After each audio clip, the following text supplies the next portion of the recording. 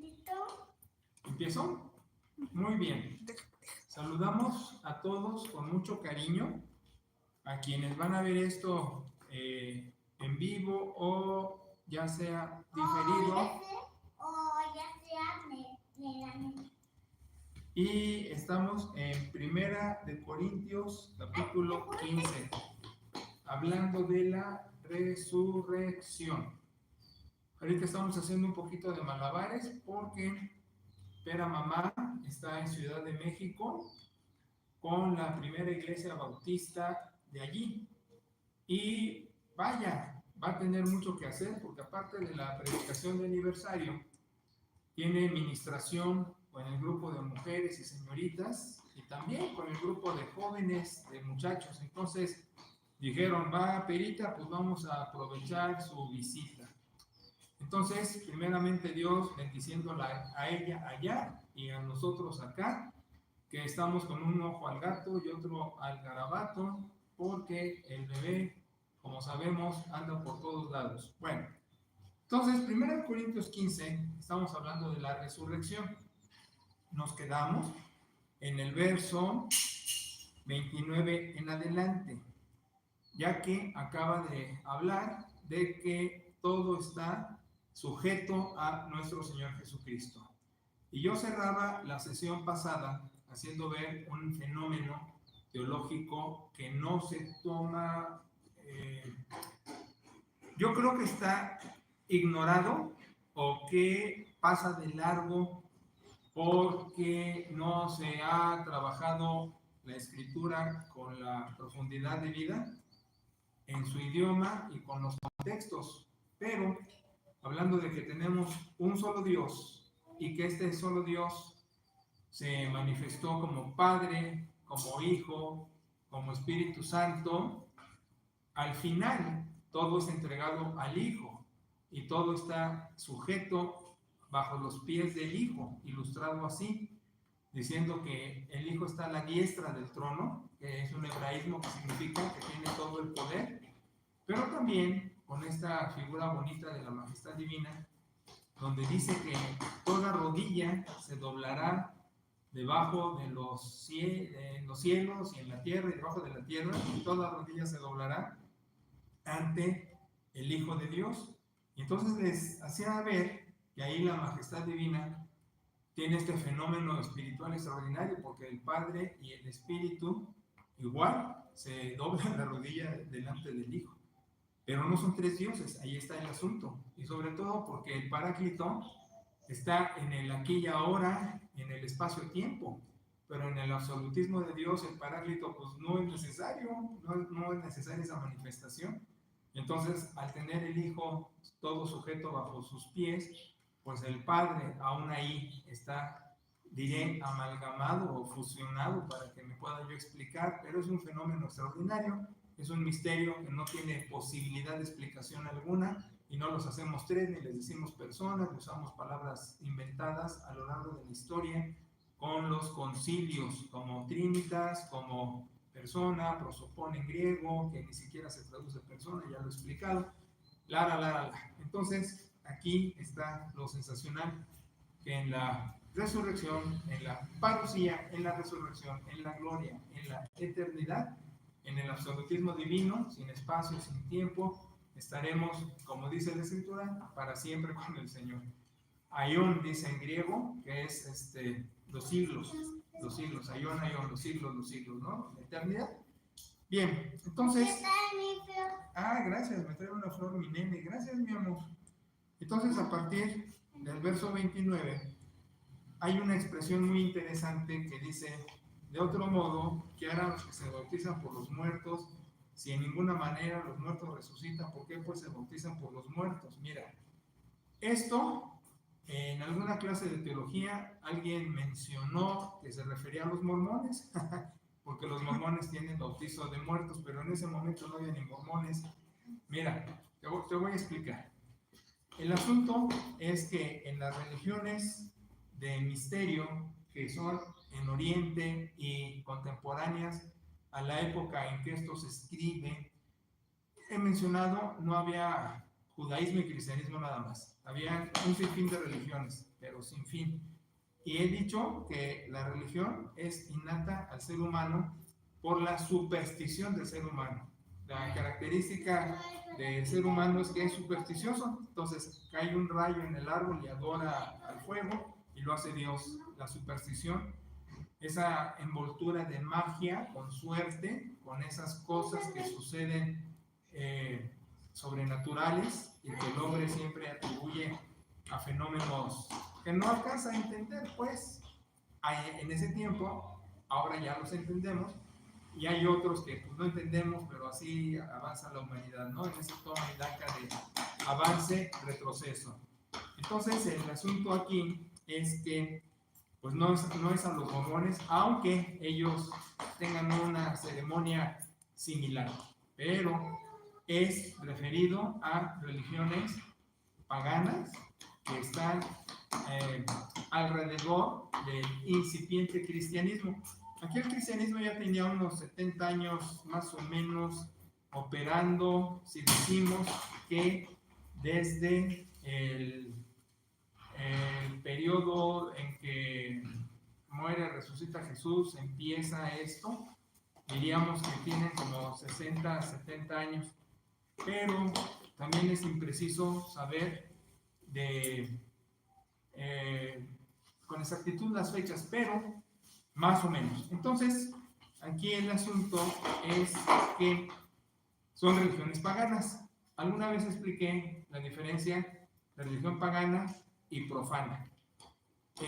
La palabra, bueno, no es religión profana, sino las palabras. Profano es un término latino, también tiene raíz griega, que significa adelante del templo, profano. Y es que existen muchos términos, mira, secular o seglar son términos que hablan como sinónimo de profano, afuera del templo. Laico viene de laos, que es pueblo. Entonces, cuando se dice laico, pueblo, se refiere a gente no profesional del púlpito, por decirlo de esa manera, no sacerdotes, no gente que se dedica al ministerio. Laico, ministro, laico, es la diferencia, ¿no? Laico, pueblo, ministro, los que ministran.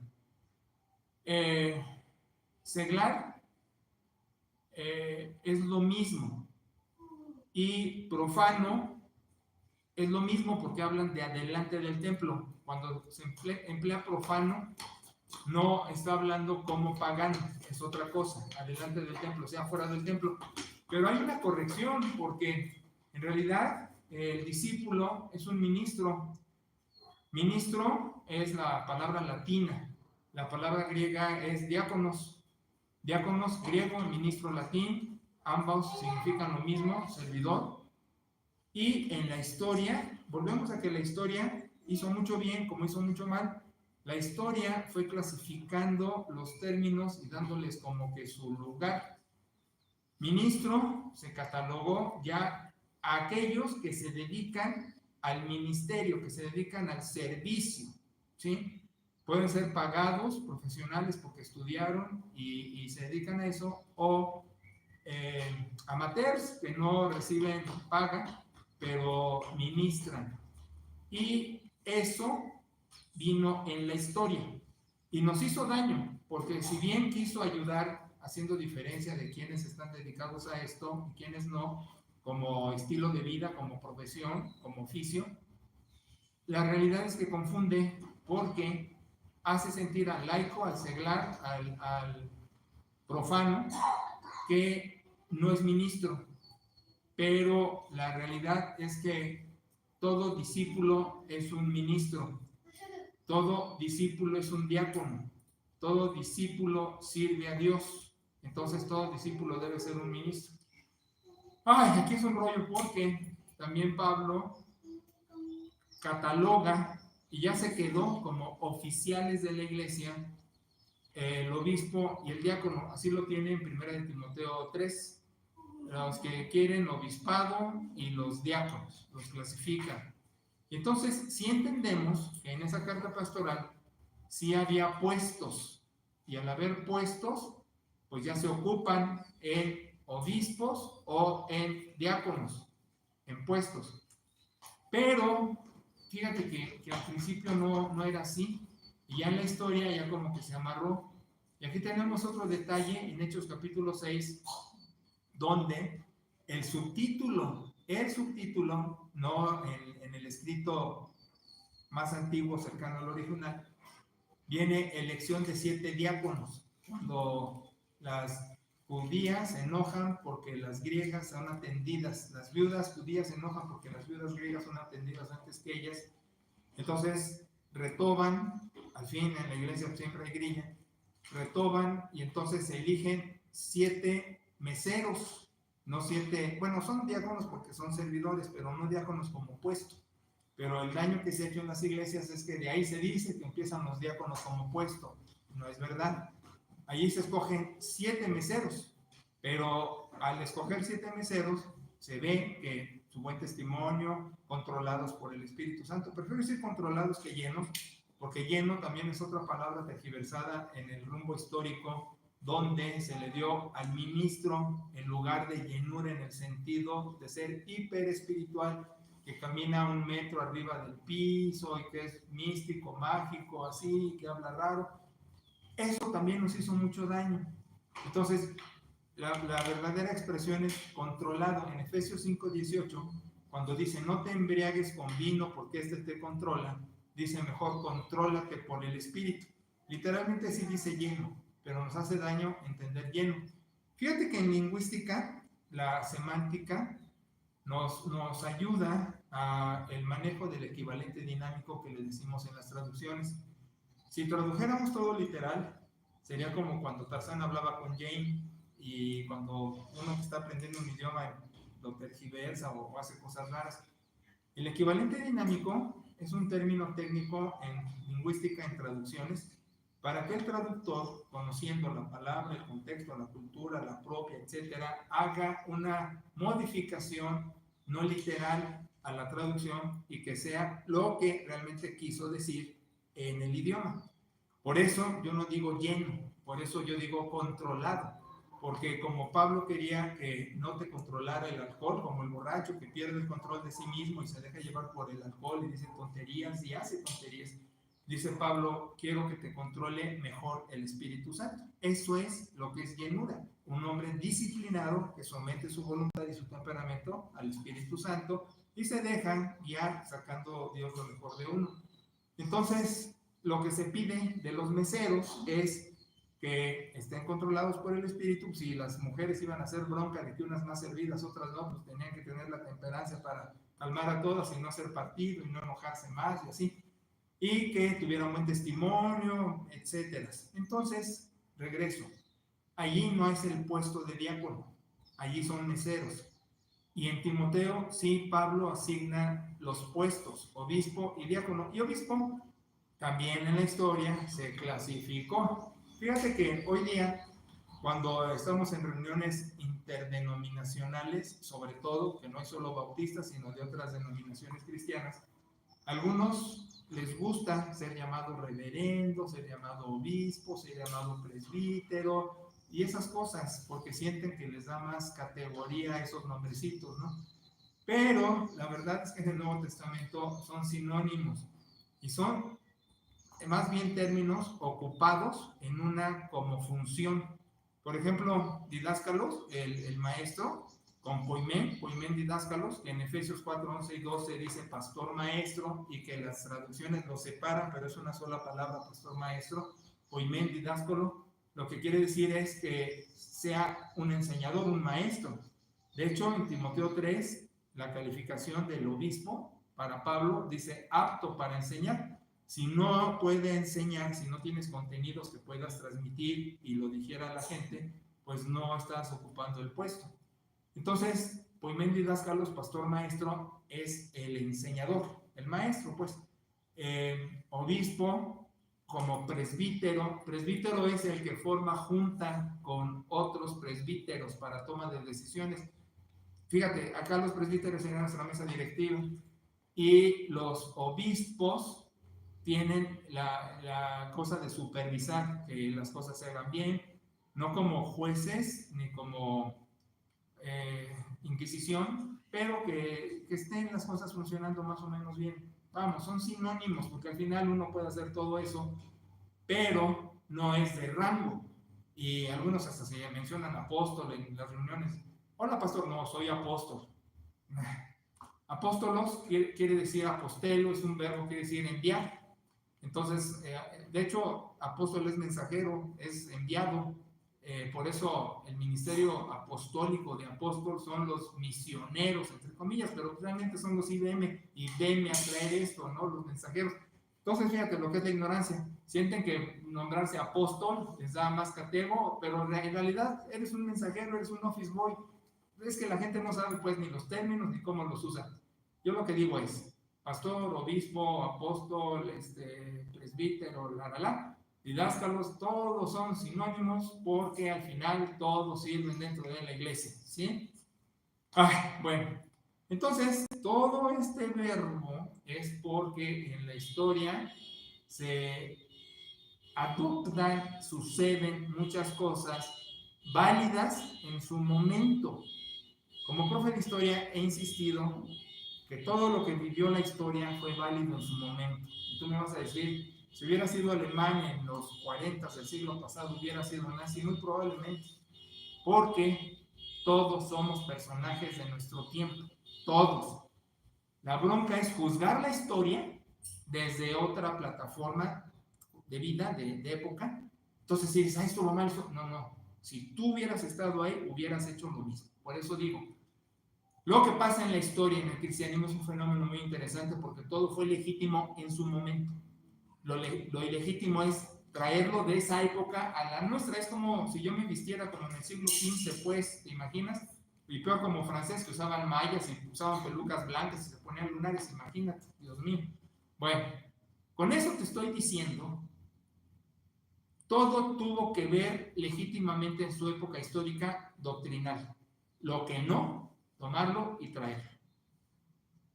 O hacer un equivalente, pero no literal, ese es el asunto. Entonces, mucho de lo que se vive, mira, yo tuve un problema en la Convención Nacional, porque me pedían hacer trabajos, que era profe en el CEM y así, entonces hacía trabajos. Pero el problema es que los pastores o líderes no tenían la capacitación de vida. Entonces, al hacer yo mis manuales y mandárselos y que revisaran la exégesis y cómo debería hacer algunas cosas doctrinales, sufrían. Porque, por ejemplo, con lo que te estoy diciendo, no, ¿cómo va a ser eso? El diácono es un puesto desde Hechos 6. Y se agarraban de una versión en castellano. Aquí dice elección de 7 diáconos. No, es el subtítulo, no está en el griego, pues, pero vamos. El gran problema en las iglesias es el fanatismo que la superstición arroja. Y luego la gente, como es ignorante, prefiere malo por conocido que bueno por conocer. Entonces dicen, mejor me quedo con lo que me enseñó el pastor viejito o el líder viejito, el maestro antiguo, que les da seguridad y que así han venido haciendo todos y pues dicen, es que así lo hacemos. Pero yo pongo este ejemplo. Un doctor, un científico, un neurocirujano, un biólogo, el que quieras, va a la selva y les dice a los negritos ahí, o los indígenas o indios, lo que sea, te voy a vacunar contra algo. No, ¿cómo que me vas a meter eso? Eso es veneno, me va a hacer daño. Yo prefiero tomar una plantita y masticarla y eso me va a curar. O decirle, te tengo que hacer una cirugía, te tengo que quitar el apéndice. No, yo me pongo un lodo aquí y eso me salva. Así lo comparo. Cuando alguien tiene la ventaja y la desventaja de tener formación teológica, quiere llegar y enseñarles, se ponen como los indígenas, yo me pongo lodo, no, te tengo que sacar el apéndice. Es lo mismo. Entonces, se sufre por muchos años que la gente se queda en su fanatismo supersticioso por ignorante. Todo esto para explicarte que en las religiones paganas no ha habido innovación. Si hoy dices, ay, viene un noticiero que la Santa Muerte hace esto, hace lo otro, hace aquello, no lo están inventando. ritos de la Santa Muerte, de los mormones, de los que se te antoje, son tan viejos como la humanidad. Así. Y entonces pasa eso en el verso 29. Sí había bautizo por muertos, pero te recuerdo, no cuando se dice aquí bautizo, pienses en un bautisterio bautista con la fórmula Padre, Hijo, Espíritu y te sumerjo y te levanto. No, porque el bautizo también es tan viejo como la humanidad. Y en las religiones paganas, supersticiosas, si las cristianas son supersticiosas, pues las paganas peor. Entonces había bautizo con sangre, había bautizo, de hecho la palabra bautizo quiere decir incorporación y puede derivar inmersión, pero dice, fíjate cómo lo usa cualquiera en el Nuevo Testamento, dice, eres bautizado en un cuerpo. ¿Qué? ¿Me metieron agua para estar en la iglesia? No, bautizado en el cuerpo es incorporar. De hecho, la palabra incorporar, eso es lo que quiere decir, entrar en el cuerpo. Entonces, bautizo como sinónimo de incorporación, membresía, filiación, asistencia, pertenencia, ¿me entiendes? Entonces, es la cosa con los términos, no son literales y no tienen solo un significado, tienen varios. Por ejemplo, nosotros decimos cuchara y piensas en el instrumento que te llevas la sopa a la boca. El albañil piensa en la herramienta con la que echa cemento. La chismosa piensa, ya metí mi cuchara, que se entrometió en un asunto que no le toca. ¿Me explico? Entonces, igual, cualquier término tiene un montón de acepciones. Entonces, no pienses que aquí bautizo es el bautizo que conoces, eran otras cosas. Y además, la diferencia del bautizo cristiano, porque Jesús usó el bautizo judío, ya lo he explicado antes, el de arrepentimiento, el de filiación, como sacar tu INE, pero Jesús sacaba su INE con los judíos, filiación con los judíos, no que se tuviera que arrepentir. Y el bautizo cristiano, el agua no es la clave es el simbolismo. Va a llegar un momento, ahorita tenemos mucha agua, gracias a Dios, y también es un problema, vean los de Chalco, ¿no? Pero va a llegar un momento en que el agua en la sequía se decía cuesta, y va a costar, va a ser el oro, ¿no? Como el aguacate es el oro verde, el agua va a ser el oro líquido. Va a llegar un momento, y estoy como Notre Dame, va a llegar un momento en que por la escasez y el cuidado del agua me van a entender que en las iglesias del bautizo es más fácil hacer el simbolismo de muerte y resurrección a través de una cuenca, a través de un agujero, lo que sea, y no necesariamente con mojar. El agua en la escolástica, en la Edad Media, es cuando adquiere poderes. Y viene desde la patrística, viene como del año 300, 400, que se dijo hay que bautizar con agua viva. Y eso ya se empezó a interpretar de muchos modos. El agua viva, lo que decían en esa época, era en un río, algo que corriera. Pero ni siquiera era un requisito, pues. Pero así se quedó. Y en la Edad Media, el agua viva era que el agua purificaba. Y así se queda en la teología escolástica, que es la teología católica, que el agua limpia pecado, por eso al bebecito le echan su agüita y el padrino tiene que decir, sí, que renuncia al diablo y eso. Pura superstición. ¿Cómo un hombre va a decir de un bebé que renuncia al diablo? Entonces, ese es el grave problema. La historia nos ayuda a entender las cosas de su tiempo, pero no a traerlas. Entonces, el caso es que el agua limpia la mugre, no el alma. El agua no purifica a la persona, ni la mete al cielo, ni le limpia sus pecados. Pero, pues esa es toda la tontería que viene de decir que el agua tiene ese efecto.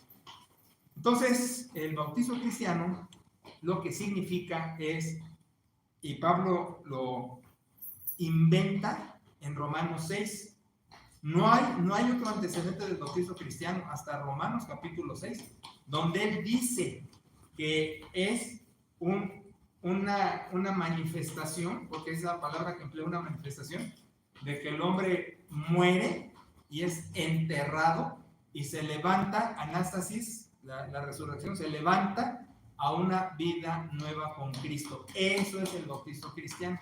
Y es un testimonio. No se articula, sino se simboliza.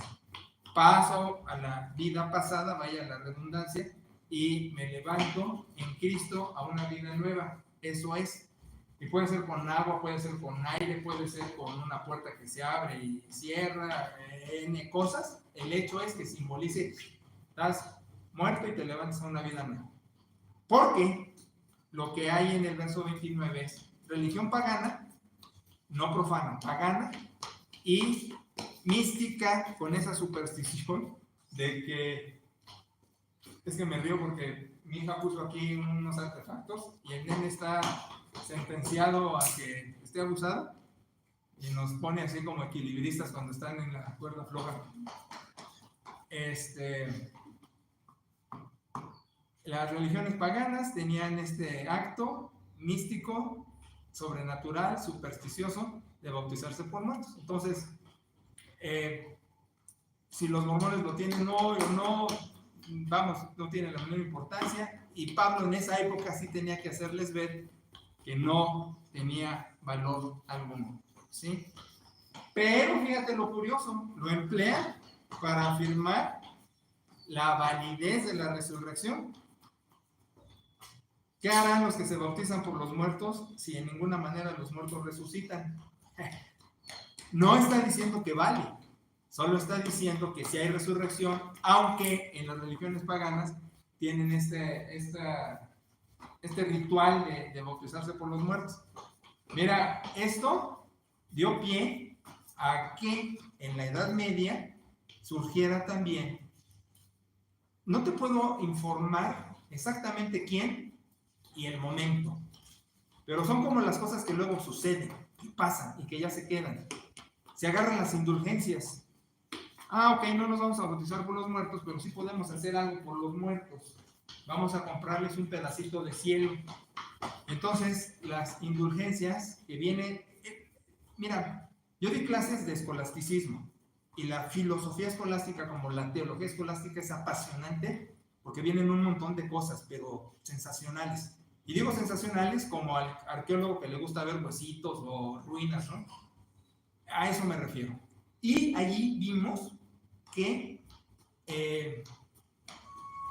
esto de los muertos, los bautizos y todo eso se va adoptando y adaptando en la Edad Media, alrededor del siglo X, el año 900, 1000, 800, 1000, 1100, para darle un sentido distinto y decir, sí tenemos que hacer algo por los muertos, porque está en el purgatorio como un equivalente al Sheol. Fíjate, todo es pura... El Sheol, lugar de muertos judío, que ya expliqué en una o dos de estas. Ahora el purgatorio es donde las almas tienen que llegar como un lugar intermedio antes de definirse si es cielo o infierno. Y para levantarnos de ahí, que no estén purgando, de hecho por eso es purgatorio, en una medida disciplinaria, purgando sus pecados, vamos a sacarlos de ahí con una lana y se venden las indulgencias, que indulgencia lo que quiere decir es que se levanta se da indulto, como en los toros, indultan al toro, que no lo maten, entonces hacemos la indulgencia, nos trae locos, ¿no? Hace la indulgencia, le da valor al que está en el purgatorio para sacarlo del purgatorio y meterlo al cielo, y cuesta, y se llevaban una lana, ¿no? Por eso hubo mucha riqueza con estos amigos surgidos desde la Edad Media y después. Ahora, eso da pie a eso. Y así vamos rastreando con lupa eventos actuales, vamos persiguiendo las huellas y llegamos hasta donde son los orígenes que, contaminado por una interpretación bíblica errónea, pues sacan esas conclusiones, ¿no? Y el caso es que no hay eso. El bautizo cristiano es el testigo que dice: tengo a Cristo en mi vida, he dejado la pasada y ando en una nueva, como resucitado con el Señor, esperando mi resurrección y la venida del Señor. corazón. Bueno, ahorita, qué bueno que pudiste llegar bueno, y también muchachos y todo y todo. Lo que pasa es que estaba con el pendiente de ellos. Bueno. Entonces, bienvenida, ¿no? Entonces, seguimos pues. El apóstol continúa y dice, bueno, un testimonio de la dificultad que tiene ministrando con todos esos antecedentes alrededor de paganismo, cristianismo, etcétera. Dice, ¿por qué nosotros peligramos a toda hora? Una pregunta retórica, haciendo ver que no solo los que acaba de mencionar están en esas cosas. Y dice, agarrándose de eso, que cada día muere en el verso 31 y da su testimonio en el 32, que batalló en Éfeso contra fieras, pero su énfasis es que hay resurrección, y dice en el 32 final, si los muertos no resucitan, y eso es lo que más nos gusta, ¿no? Comamos y bebamos, porque mañana moriremos. Haciendo ver que la vida termina con la muerte. Y nosotros decimos, la vida no termina con la muerte, la vida continúa después de la muerte. No sé si ustedes han tenido amigos ateos, yo sí he tenido. Un español que radicaba aquí, radica en México, es director de una empresa muy importante en México. Fuimos compañeros de secundaria y así. Y él es porque me comuniqué con él hace todavía como un año, no sé. Y él insiste en su ateísmo, ¿no? Y fíjense, me dijo un día en secundaria, me dice, si Dios existe, pues que me caiga una Coca-Cola del cielo. Y después hizo la película Los dioses están locos, donde cae una Coca-Cola de un avión o algo así, y los negritos la adoran y la agarran y hacen fiesta con la botella. Si ha sido la película en ese entonces, digo, no, porque entonces hubieras adorado la botella, pero pues no, estaba yo muy chavo, no se me hubiera ocurrido ponerle un 4 ahí, ¿no? Pero el apóstol dice, la vida no se limita aquí y ahora. La vida es eterna y la muerte es una transición donde esperamos la resurrección. Pero ya expliqué en una o dos de estas antes el absolutismo de Dios, donde ya todos estamos allá. Mamita iba a predicar de Romanos 8, porque es lo que le pidieron. Y me dice, no, ahí está el auristo, está... No, pues no expliques eso, no te metas en eso. Digo, sí, ¿para qué me meto en eso? Sí, no, tú ve y diles que los que aman a Dios, todo les va a ir bien y que... y todo es ello, ¿no? Sí, me dicen, pero mira qué pasaje me dieron, ahí está el auristo. Era, tú ve y diles que Dios les ama. Nada más. Okay. Entonces, entonces el apóstol está haciendo la reprimenda de que piensen más en lo espiritual. No se equivoquen, dice el 33, malas conversaciones corrompen buenas costumbres. Se fue a México. Se ha debido con tu mamá. Va a tocarle. Velen debidamente y no pequen, porque algunos no conocen a Dios. ¿Cómo resucitarán los muertos? ¿Con qué cuerpo vendrán? Esto es lo que ya vi, ok. Dejamos este párrafo, esta transición. Ya expliqué. Ahora viene esto. ¿Con qué cuerpo vienen? Ahora, Pablo se está refiriendo a la gente en su lenguaje que la gente puede captar. Recuerden, es gente que apenas está empezando a entender eso. Así que no vamos a usar las mismas expresiones ni el literalismo que usó Pablo, pero vamos a usar el equivalente como ya expliqué, ¿no? Él menciona el cuerpo, grano desnudo, trigo, otro grano, Dios del cuerpo como Él quiere, no toda carne es la misma carne, una carne es la de los hombres, otra de las bestias, peces, aves, cuerpos celestiales, cuerpos terrenales, dicen el 40, una es la gloria de los muy bien, una es la gloria del sol, la de la luna, así la resurrección de los muertos. Explico, mira, sucede lo siguiente, recuerda que esto tiene un antecedente hebraico, ¿sí? Pero no todos son hebreos convertidos al cristianismo en ese momento. Tenemos gentiles que ya se han agregado a la iglesia y es una mezcla de judíos convertidos al cristianismo y de gentiles. Judíos convertidos al cristianismo traían su onda judía. El sincretismo es inherente, el sincretismo no lo podemos quitar, el sincretismo es una revoltura de ideas, y eso expresado en lo que algunos llaman como cosmovisión, o religión integral, como lo decimos en sociología de la religión. Esto es toda tu cabecita revuelta con un montón de ideas. Te digo, tú llegas aquí y nadie llega tabula rasa, como decimos en filosofía, con la mente en blanco, en un vacío absoluto. No, todos llegamos contaminados. Traemos ideas indígenas, traemos ideas católicas, traemos ideas de la filosofía predominante, materialista, traemos ideas religiosas.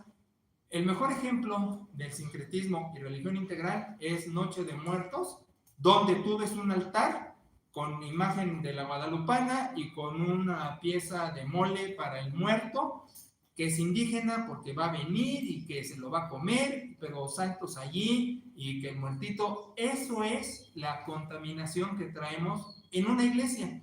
Claro, aquí vienes y empiezas que Biblia, que Dios, lo que dice, etcétera, pero no puedes desprenderte de esa contaminación, la traes.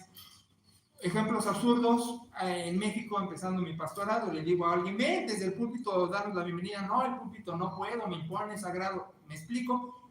Esas ideas de altar, de sagrado, de cielo, de infierno, todos lo traemos. Entonces llegamos, por eso es tan difícil un discipulado, una educación, porque hay que quitar lo que traían, hay que meterles lo nuevo, hay que hacer una reeducación, y siempre están los que...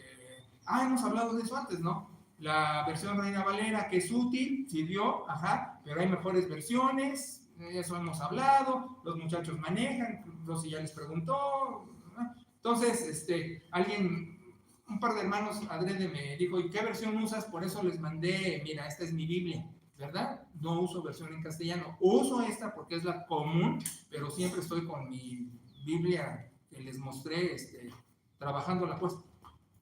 Entonces, en esa contaminación decimos, el judío pensaba chistoso porque para él el hombre integral no estaba descompuesto por partes. Para el griego sí, la mente griega es, tenemos alma, tenemos espíritu, tenemos cuerpo, y eso llega hasta hoy día, donde la gente dice, el pensamiento bíblico es que el hombre es un ser integral, completito. En hebreo es sinónimo de persona, alma. Es sinónimo. Yo diría, aquí está el alma de Rosy. ¿Qué está atrás? No, su persona. Sinónimo. Entonces, en griego no, entonces ven lo difícil. Para unos es una cosa, para otros es otra cosa. Entonces, cuando Pablo está hablando de cuerpo, inmediatamente pensamos en forma, ¿sí? Forma. Aquí los términos, Pablo usa varios. Soma, forma, ¿no? Sarx, la dimensión para pecar, que también se traduce cuerpo, se traduce carne. Basar, del griego, del hebreo, todos estaban pensando, cuando Pablo escribe esto, en una dimensión fuera de lo que conoces. Por eso hacen los ejemplos. Mira, hay cuerpo de aves, hay cuerpo de animales, hay cuerpo del sol, hay gloria del sol, hay gloria de la luna. Lo que quiere decir Pablo es, vas a resucitar con un cuerpo que no es el que tienes, pero en apariencia sí es su materia prima, pero no es este. ¿Por qué? Porque en principio es inmortal. Ya la resurrección es para no volver a morir. En segunda es asexuado. Con eso siempre me gusta bromear, de que nadie se asuste de que resucitó incompleto. Es asexuado. Es asexuado, es inmortal. Me preguntan, ¿y cómo es? No lo sé. Lo que sí te puedo decir es que es glorificado. Un cuerpo glorificado, resucitado. ¿Por qué? Porque va a ser incorrupto, porque va a ser inmortal, porque va a tolerar el absolutismo divino, donde no hay espacio, donde no hay tiempo. Entonces va a ser un cuerpo a todas luces, por decirlo así, muy fuerte, no perecedero, pues. Pero aquí está lo padre, reconocible. Nos vamos a reconocer perfectamente. Es Pérez, Lulú, es Rosy, es Eli, pero no va a ser exactamente como la vimos aquí y ahora. Cuando Jesús resucita, que es el primero de la resurrección, el primogénito de entre los muertos, así dice la Escritura. Sus discípulos tenían un paso para adelante, un paso para atrás, de reconocimiento y no. De hecho, en el camino de Emaús, cuando va platicando con los dos ahí para terminar Lucas, tú dirás, va tapado, así como el comandante Marcos, ¿no? No lo reconocían. Mujeres tampoco lo reconocían. Aquí es lo curioso. No es idéntico a como lo viste en aquella hora en la tierra. Pero sí lo vas a identificar, sí vas a decir, sí. Y no porque, esos ojos sí los reconozco, no, esa mirada. O sea, tú vas a saber quién es. A mí mi manera más fácil de ejemplificarlo va a ser la mejor edad, va a ser el mejor peso, va a ser tu mejor expresión, porque en los contrastes que vivimos aquí de malo bueno, la resurrección va a ser puro bueno. Aquí hay enfermedad, salud, la resurrección va a ser salud. Aquí hay mal humor, la resurrección va a ser buen humor. Aquí hay que somos ignorantes, la resurrección va a ser que sabemos. Aquí hay que somos groseros, la resurrección nos vamos a hacer groseros. O sea, se eliminan los contrastes y lo mejor de ti que en el discipulado empieza a asomar día a día siguiendo al Señor, en la resurrección va a ser pleno, va a ser lo mejor de ti. Y con eso, el cuerpo, lo mejor de ti, tu mejor edad, tu mejor peso, eso es lo que me encanta ver a mamá, porque dice, entonces ahí sí se vamos a poder comer. Mira, tú entiendes que vas a poder ser identificada y poder identificar, pero no como los viste aquí, pero vas a saber quién es quién, en su mejor versión absoluta, que implica el cuerpo inmortal sin corrupción. Eso es sensacional, y eso es a lo que se refiere el apóstol Pablo. No va a haber la dimensión del pecado, no va a haber posibilidad de pecar. En una palabra, si aquí algo te pone de malas, allá no va a poder ponerte de malas. No hay chance. No hay alternativa mira, por eso se pone contento. No hay alternativa para el pecado, no hay alternativa para lo malo, no hay alternativa para lo corrupto. Por eso es cielo. Ahora que también, ya ven que está dicho que está escrito en un matrimonio que hasta que la muerte los separe. O sea que la muerte es la que nos va a separar. Por eso también se llama cielo. No entienden, están de malas, no entienden los chistes, pues. Entonces el asunto es la resurrección corporal, por supuesto. Por eso el hombre va a resucitar en la parucía, en ese absolutismo divino, y de la mejor manera para estar para siempre con el Señor y con tus seres queridos. Esto es riquísimo, porque si aquí hay algunos lejos o no se ven siempre o se disfrutaron o lo que fuera, allá todo va a ser perfecto porque Dios lo hace así. Bueno, aquí terminamos esta sección y luego venimos a esta otra donde también hay que corregir mucho, que ya ven, adrede de las doctrinas que salieron de interpretaciones de la Edad Media y peor, del paganismo, el rapto, que el Armagedón y todo eso. En 8 días tiramos todo eso con la explicación tan simple que va a dar Pablo de la parucía y la resurrección absoluta. Muy bien, muchas gracias.